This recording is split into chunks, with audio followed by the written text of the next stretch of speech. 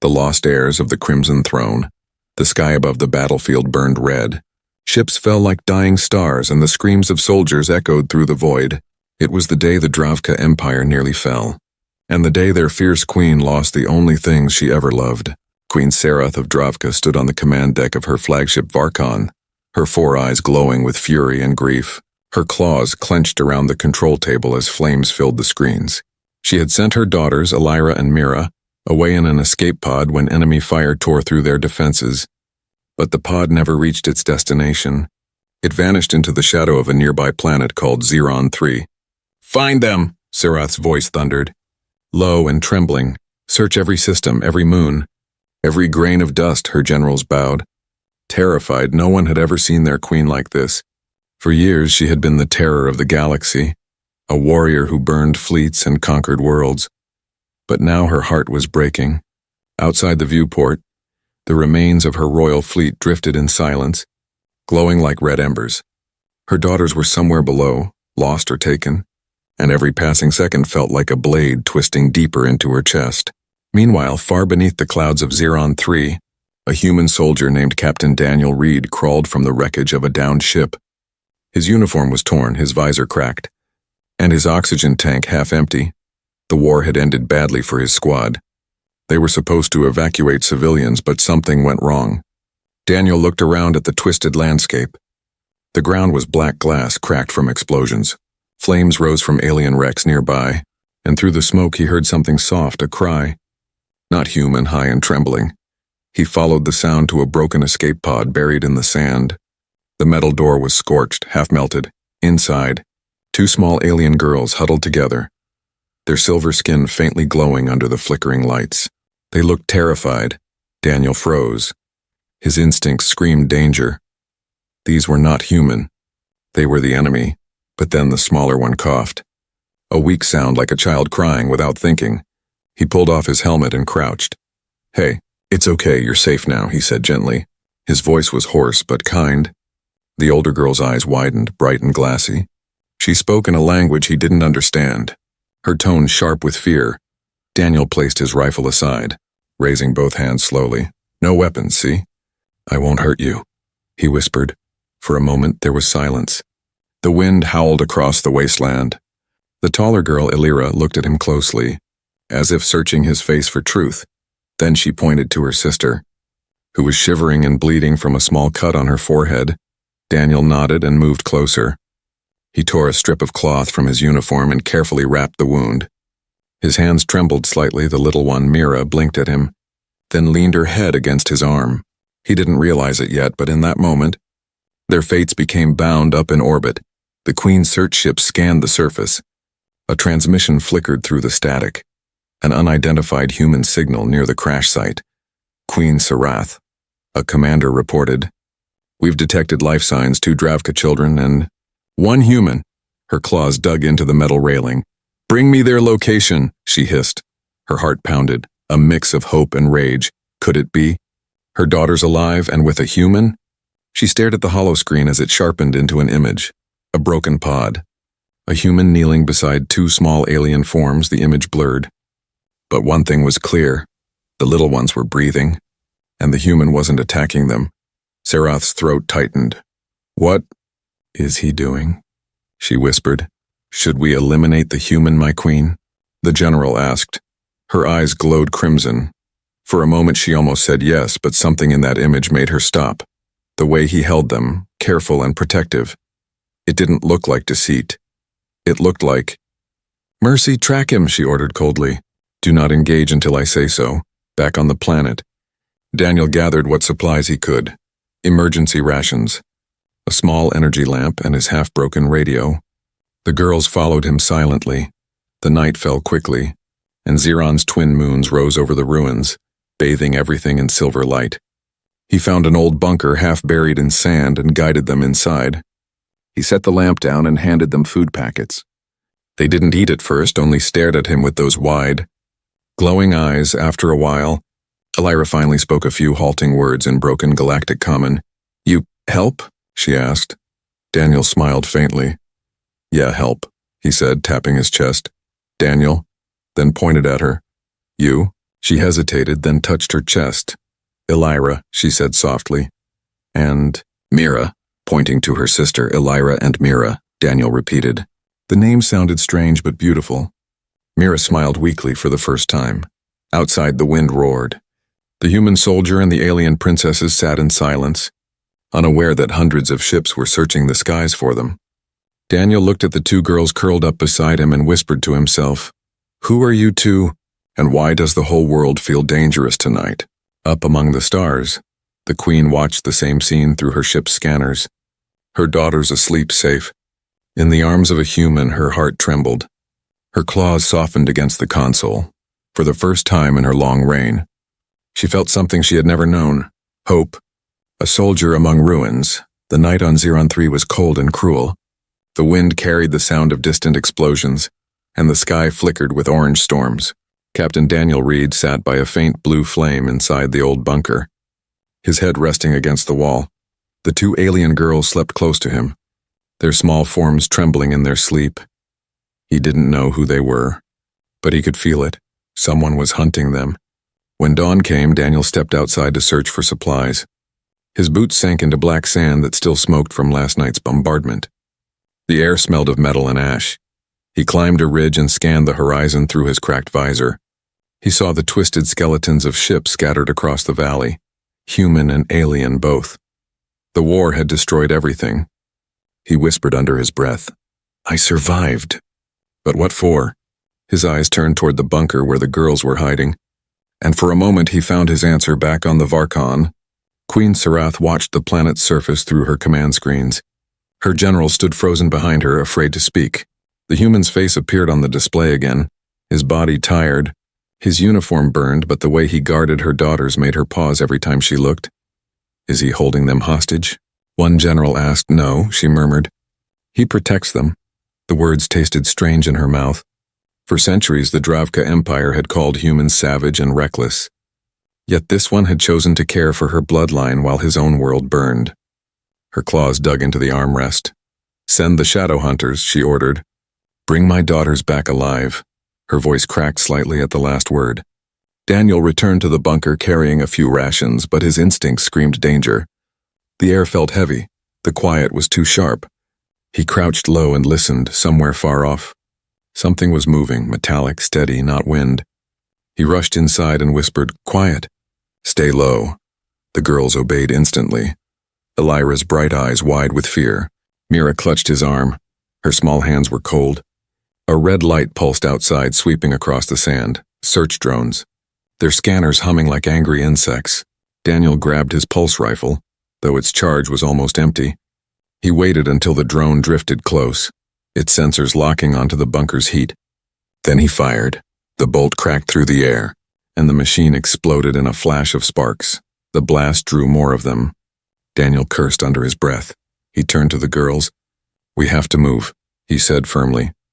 He packed what little they had and led them out the back entrance. Into the ruins of a crashed cruiser, Elira pointed upward as a shadow passed overhead. A dark alien gunship. Its engines whispering like thunder, Daniel's heart pounded. He knew he couldn't outrun them forever, high above. The Queen's sensors picked up the gunship's signal. Her jaw tightened. "He's running with them," she said quietly. "Why?" One of her officers spoke carefully. "Perhaps he fears us." Sarath's gaze darkened. "No. He fears losing them, for a moment." Her reflection in the glass looked strange to her, not as a queen, but as a mother. Daniel led the girls into an ancient valley where molten rivers glowed beneath cracked rock. He found an old tunnel carved from stone, probably a mine from centuries ago. Inside, it was quiet and dark. He lit a small lamp and they huddled together. Elira asked softly, "Why help us?" Daniel looked at her and smiled faintly. "Because no one else will," he said. "War doesn't care who's right, but I do." The words were simple, but they struck her heart like light through the dark. Mira leaned against him, her small fingers gripping his sleeve. She didn't understand all the words, but she understood kindness. Outside, footsteps echoed, heavy, metallic, growing closer. Daniel raised his rifle again. His breath came slow. He counted 3 shadows at the tunnel's entrance. Tall and armored, the Queen's shadow hunters had arrived. They scanned the walls with blue beams. The sound of static filled the cave. Daniel waited, still as stone. His mind raced. He had one charge left. He needed a distraction. He glanced at Elira, who watched him with trembling courage. He whispered, "When I move, you run." She shook her head. "No." "You come?" He smiled. "That's the plan."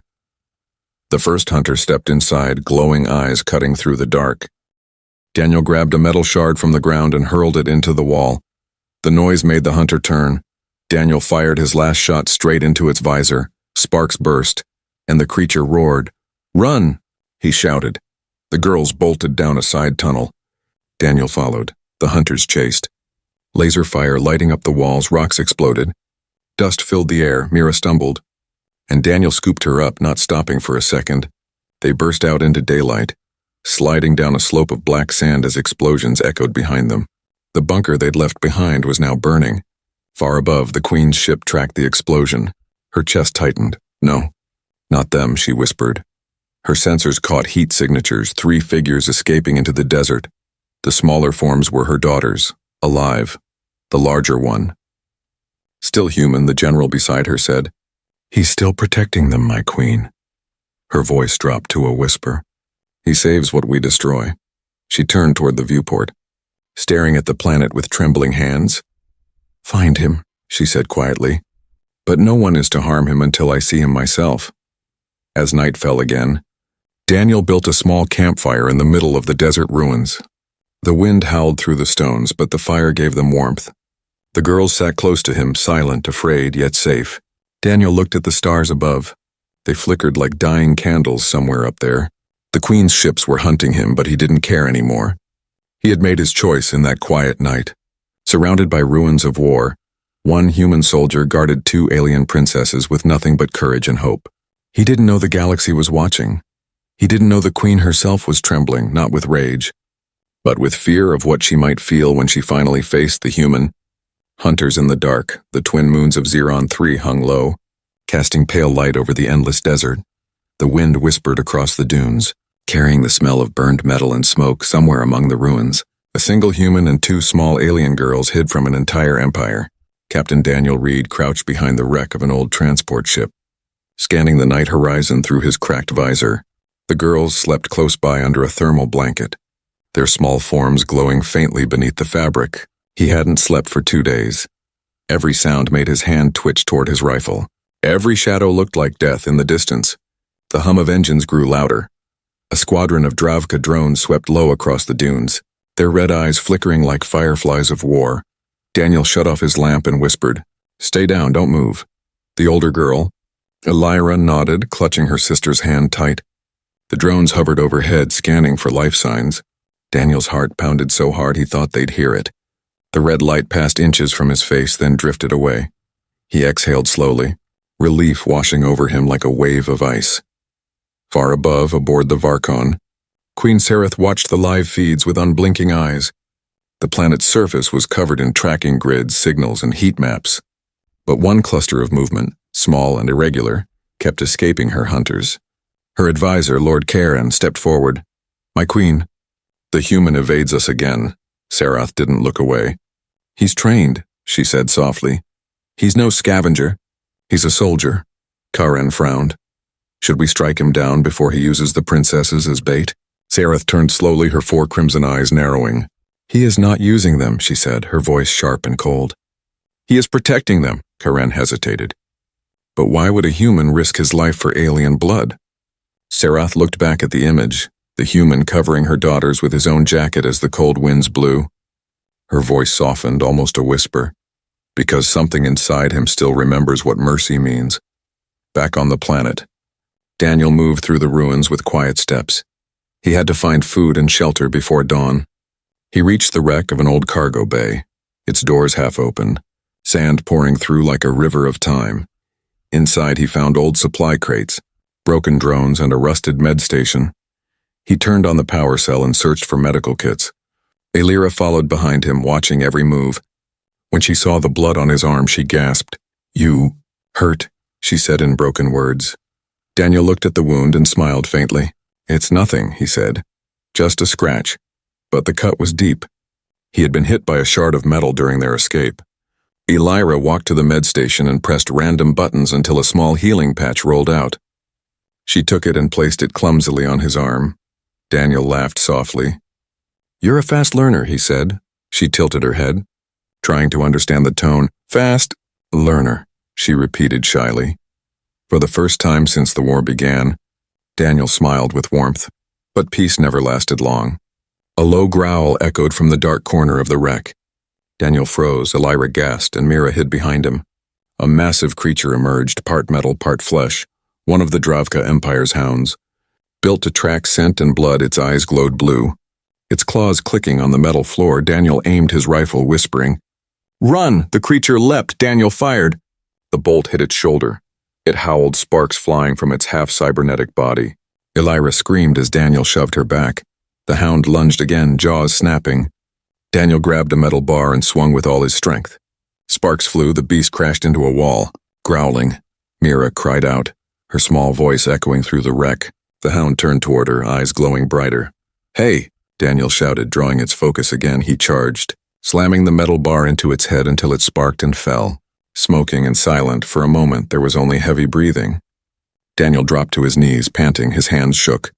Elira rushed to him. "You—" "Protect," she whispered. He smiled faintly. "Always," he said hours later as the three of them hid in the shadows of an ancient canyon. Sarath received a transmission. "My queen," a scout reported. "One of your trackers is destroyed. Human interference confirmed." Sarath's claws tapped the console. "Show me the feed." The image flickered, a dark cavern. The human holding a weapon, his body battered. The two girls hiding behind him. Sarath's throat tightened for a heartbeat. She saw something familiar in his stance. It reminded her of the day she first became queen. The day she stood before invaders, sword drawn, protecting her daughters. Karen spoke again. "This human challenges our empire. Shall I send death squads?" Sarath shook her head slowly. "No," she whispered. "Not yet." She zoomed in on the human's face. His eyes were steady, tired, but full of defiance. "This one, he is different," she said quietly. "Find out his name." Down in the canyon, the cold winds grew stronger. Daniel sat by a small campfire, the girls sleeping against his arms. He stared at the fire, lost in thought. He had fought aliens, lost his brothers in battle. And now here he was, protecting two alien children as if they were his own. He looked up at the stars, whispering, "If anyone's listening, don't let them suffer." The wind howled in reply, carrying distant echoes of war but far away. In the black halls of her flagship, the fierce alien queen stood in silence, her gaze locked on that same planet. Her claws trembled slightly, not from rage this time, but from confusion. Why did her enemies show the mercy her empire had forgotten? As the night deepened, a storm gathered on the horizon, red lightning flashing across the sky. The hunters were coming again, stronger and faster, and this time, they would not stop until the human was dead, but Daniel didn't run. Not anymore. He tightened his grip on his rifle, his eyes fierce. Because the moment he chose to protect those girls, he had already declared war not against a species, but against the cruelty of the galaxy itself. The Queen's wrath. The sun never truly rose on Xeron 3. It only bled through the thick clouds like a dying ember, painting the land in rust and shadow. The air smelled of storm and smoke. Captain Daniel Reed stood at the edge of the canyon, his rifle hanging at his side. His body was exhausted, but his mind refused to rest behind him.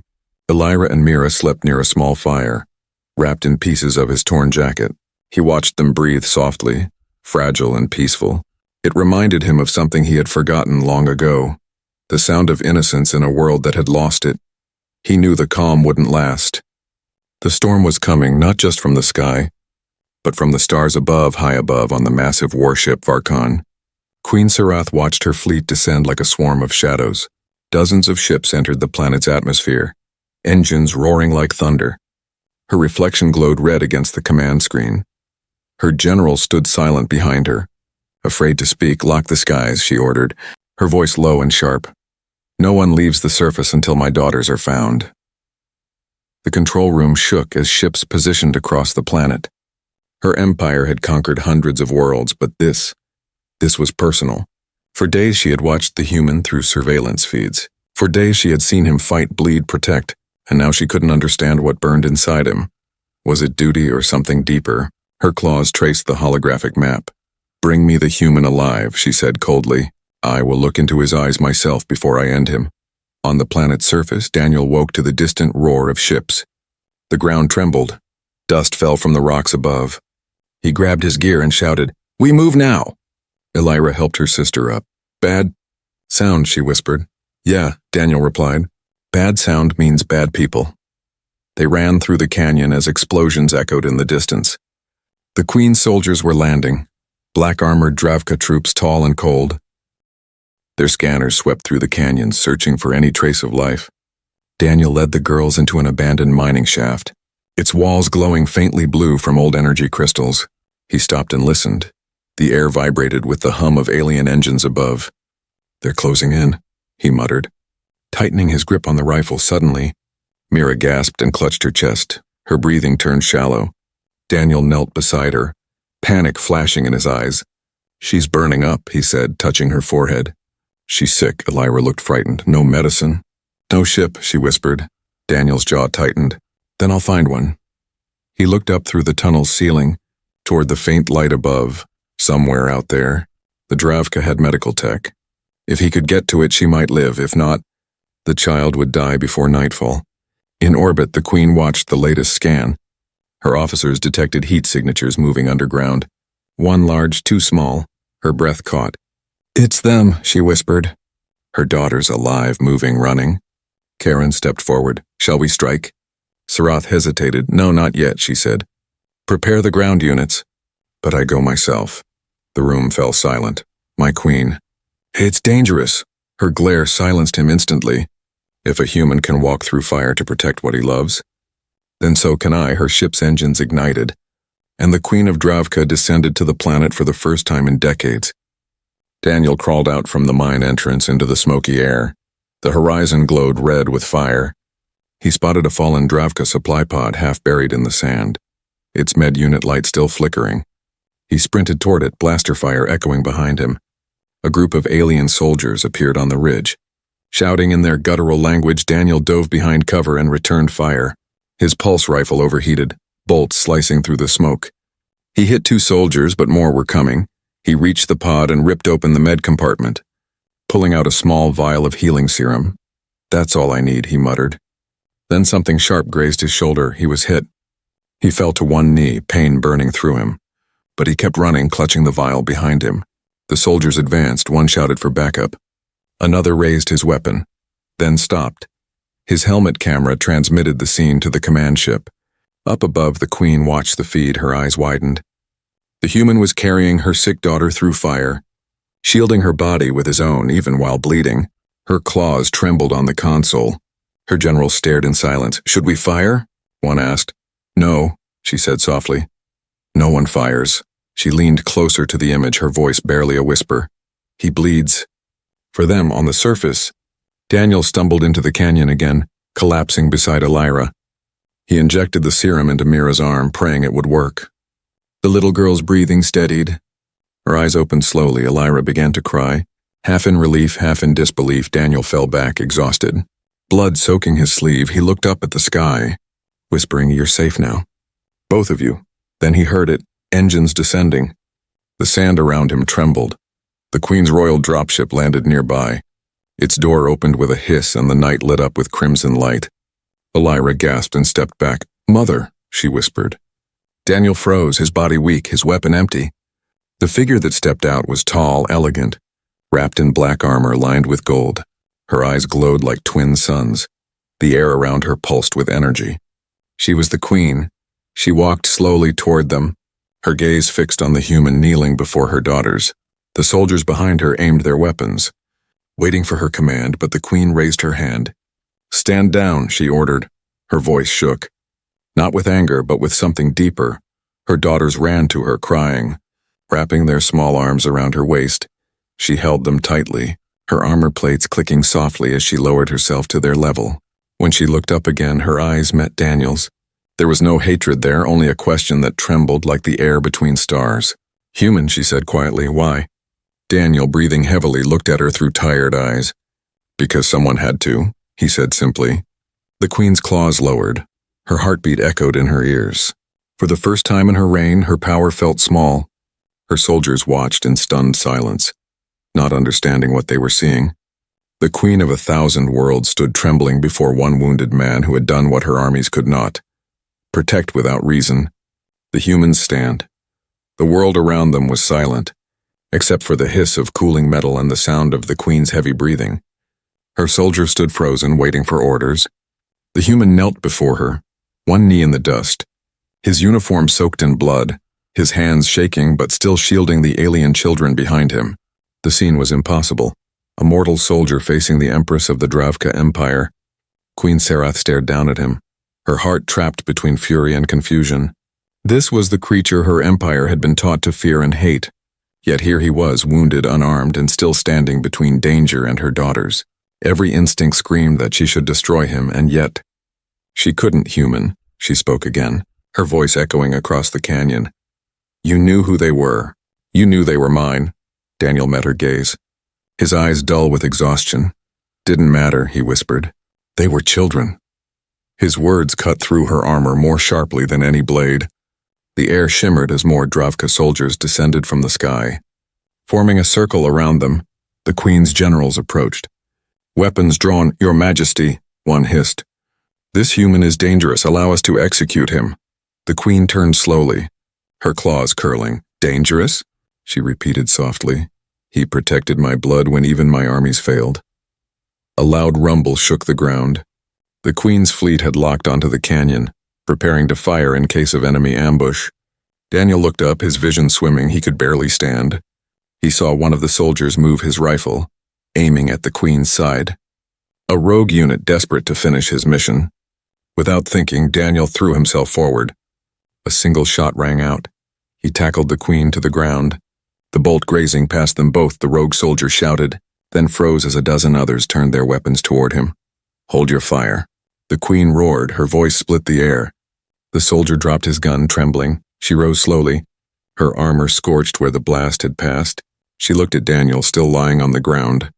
Bleeding harder than before, he groaned, trying to push himself up. Still alive, he muttered weakly. The Queen stared down at him, her breath shallow. You saved me, she whispered. Daniel coughed. Guess that makes us even, he said. Trying to smile, for the first time in her reign. Queen Serath didn't know what to say. The moment didn't last above them. Another ship broke formation.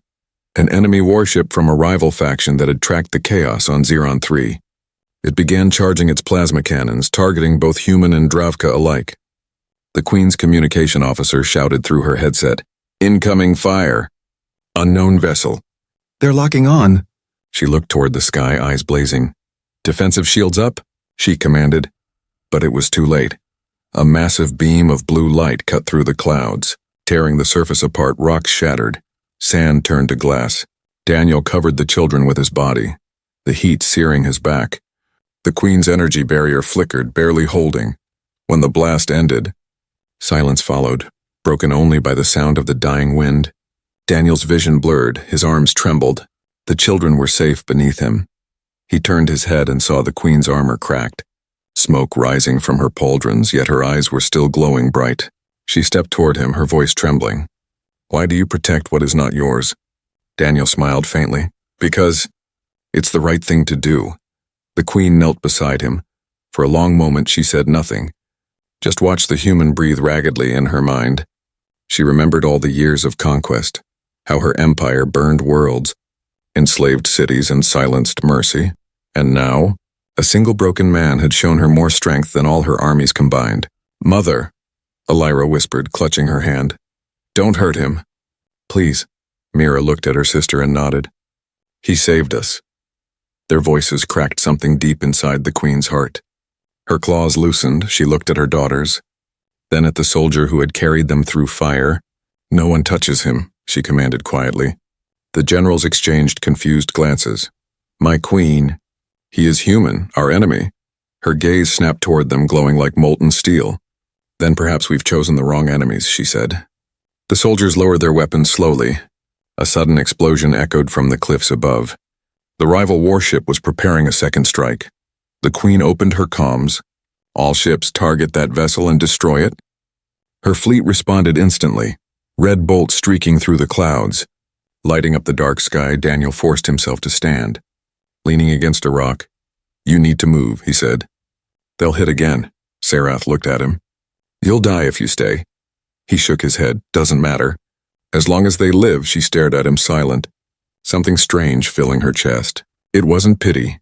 It wasn't respect. It was something older, something powerful, understanding. The Queen extended her hand. "Come with me." "Human." Daniel hesitated, then took her hand. The warmth of her touch surprised him. It wasn't cold or cruel, it was trembling. The battlefield above became a storm of light. Her ships clashed with the invaders, explosions lighting the clouds. Sarath led her daughters and Daniel toward her royal ship. The ground shook beneath them. Each step felt like the end of the world. As they reached the boarding ramp, another blast hit nearby, knocking Daniel to the ground. Sarath turned and saw him lying still. Her heart stopped. She ran to him, shouting, "Daniel!" He looked up weakly, his voice faint. "Told you. I'd protect them." His eyes began to close. The Queen knelt beside him, pressing her hand against his chest. "You're not dying, not here." "Not now," she said, her voice shaking. Her soldiers stared in disbelief, watching their queen, breaker of worlds, trying to save a human. The engines roared. The Varkon lifted off as the rival warship exploded in the sky. The Queen's wrath had destroyed it, but her heart felt heavy. The human lay unconscious in the medical bay, her daughters holding his hand. She stood at the viewport, staring at the stars. Her reflection looked different now, not fierce. Not flawless, but human somehow, she whispered to herself. "He stood alone against the stars, and made me remember what mercy feels like." Trembling before mercy, the stars outside the Varkon burned like silent witnesses. The ship drifted through the upper layers of Xeron 3's atmosphere, its hull scarred and glowing faintly red from the recent battle. Inside, the silence was heavy, too heavy, like the pause between heartbeats before a storm. Daniel lay unconscious in the medical chamber. Machines hummed softly beside him, wrapping his body in pale blue light. His uniform had been cut away, his wounds sealed with alien medicine that glowed faintly beneath his skin. Beside him sat Elira and Mira, their small hands clutching his, refusing to let go. Queen Sarath stood at the edge of the room, her claws clasped tightly behind her back. Her reflection in the glass looked cold, but her heart was burning. Every few seconds, she would glance at the human's face, waiting, though she didn't know why. "He should be dead," her General Karen said quietly from behind her. "His body is weak. Our medicine is not made for humans." Sarath didn't answer. Her gaze never left Daniel. "Then he lives by will alone," she murmured. Karen hesitated. "My queen, why save him? He is an enemy of the Empire." Sarath turned slowly, her voice sharp but calm. "He protected what is mine." Karen lowered his head. "And for that, the council will question your judgment." "Let them," she said coldly. "If they wish to judge me, they will do it in front of the one who reminded me what life means." Hours passed. Daniel stirred. His breathing deepened. His fingers twitched. Elira gasped softly. "He moves," she whispered. Mira's eyes brightened. "Protector," she said weakly. Sarath took a step closer as Daniel opened his eyes. Blinking against the light, he tried to sit up, but pain shot through his chest. The Queen raised her hand slightly. "Stay still, human," she said. Daniel's vision focused, first on her tall figure, her glowing red eyes, then on the two little girls smiling through tears. He exhaled shakily. "Guess I didn't die," he murmured. "No," the Queen replied softly. "You refused to." He looked around, realizing where he was. "Your ship," he muttered. "Didn't think I'd ever wake up in one of these." Her expression remained unreadable. "You're lucky my daughters insisted," she said quietly. "They would not leave your side," Elira nodded. "You saved us, we save you," she said simply. Daniel smiled faintly. "Fair trade," he said, his voice weak but steady. In the command chamber, tension filled the air.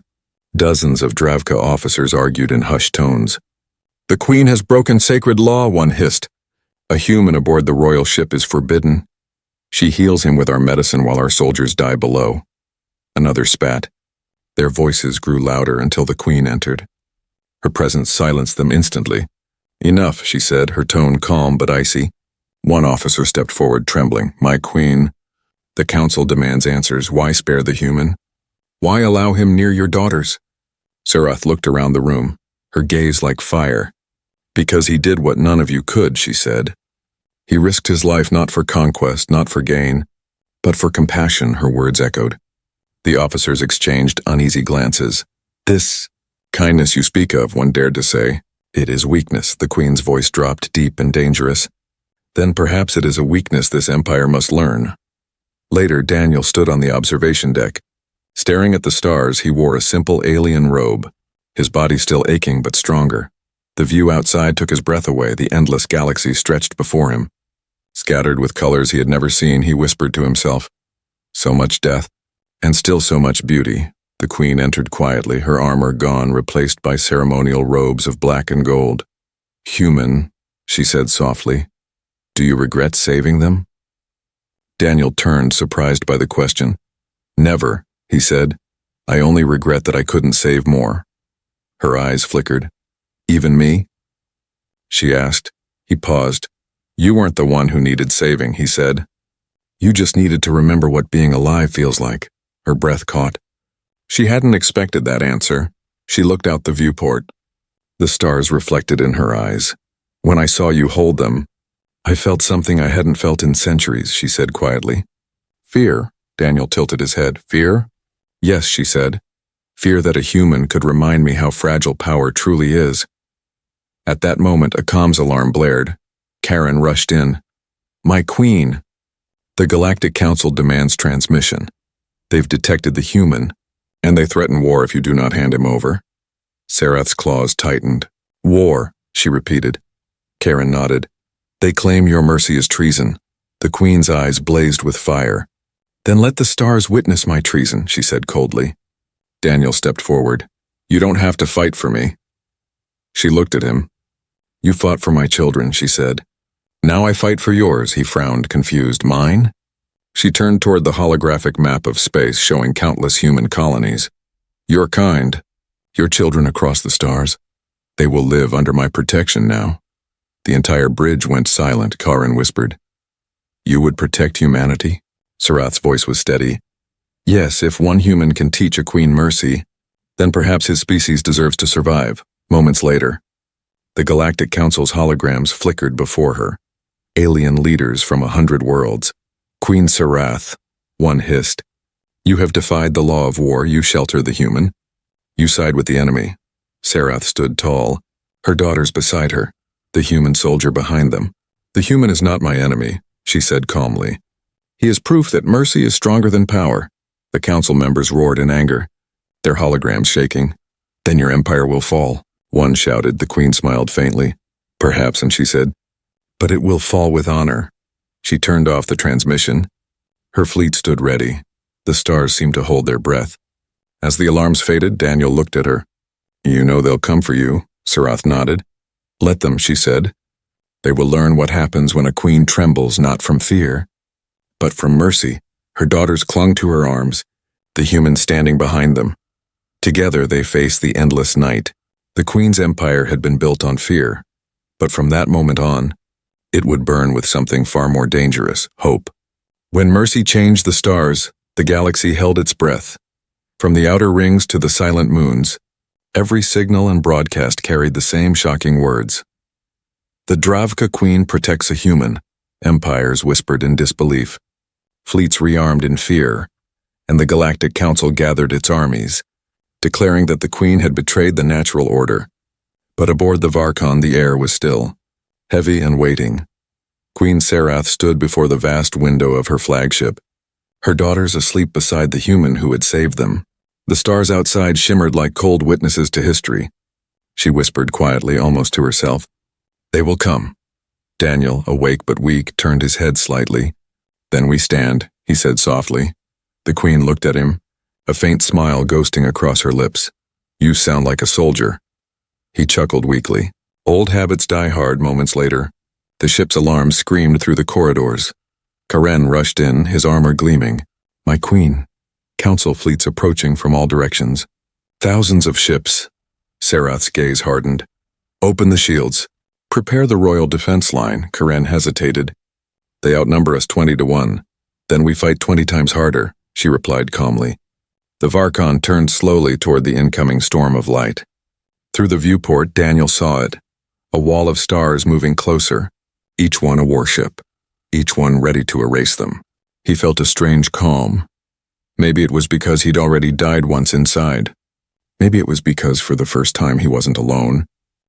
The first blast hit the shields like a hammer.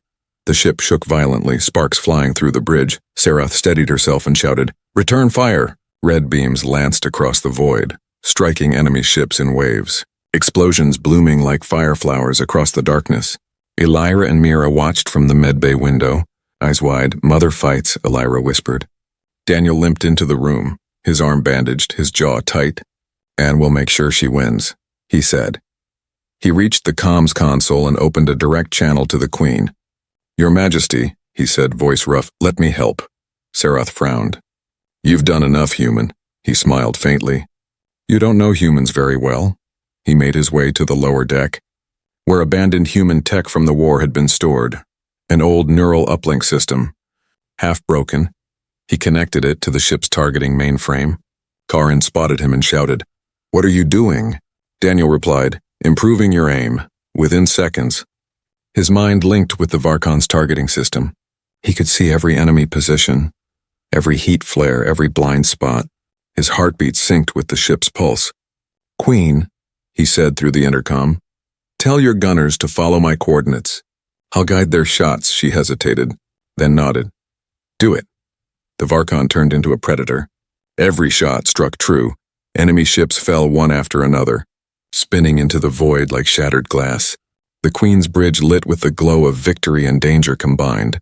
Karen stared in disbelief. "He fights with us." "As one of us," Sarath's voice was steady. "No," she said softly. "He fights as what we forgot to be, alive." But the Council's flagship emerged from hyperspace, a massive fortress 3 times the size of the Varkon, armed with doomsday cannons capable of piercing planetary cores. It began charging, a sphere of white energy forming at its heart. Sarath's eyes widened. All ships scatter. Daniel's mind flooded with sensor data. He could feel it, the pulse of destruction growing stronger. The enemy fired.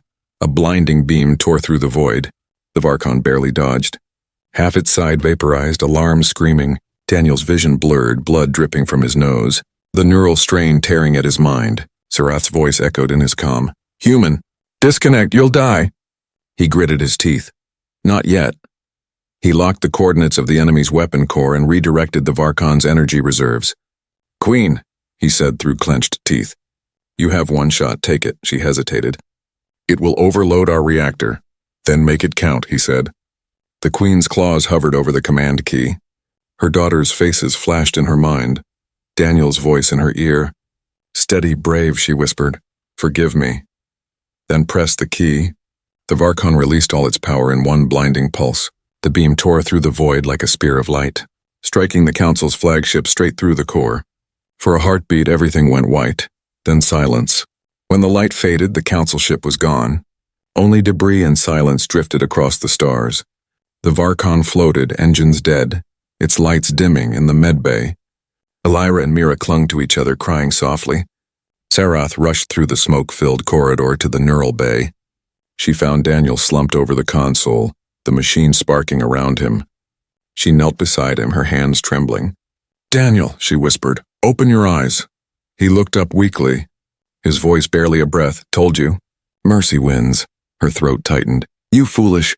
"Brave human," she whispered. He smiled faintly. "Promise me, you'll keep it alive." "Keep what alive?" she asked, her voice cracking. He smiled again. "Hope." Then his head fell forward. The Queen caught him, her claws soft against his back. For the first time in her life, Queen Sarath cried. Days later, across the galaxy, the news spread. The Queen of the Dravka had destroyed the Council fleet and called for peace with humanity. Her voice echoed across every channel. No more war, no more hatred. The human taught me that mercy is not weakness, it is power. At the Royal Memorial Chamber, she stood with her daughters. 2 small figures placed a metal tag beside the throne. It read Captain Daniel Reed. Sarath looked at the stars beyond the glass and whispered, "You changed me, human. You changed us all." Her reflection shimmered like light upon water. Somewhere out there, among the stars he died protecting, humanity whispered his name. And in the silent throne room of an alien empire, A queen trembled once more, not from rage, not from fear, but from the mercy that had saved the stars.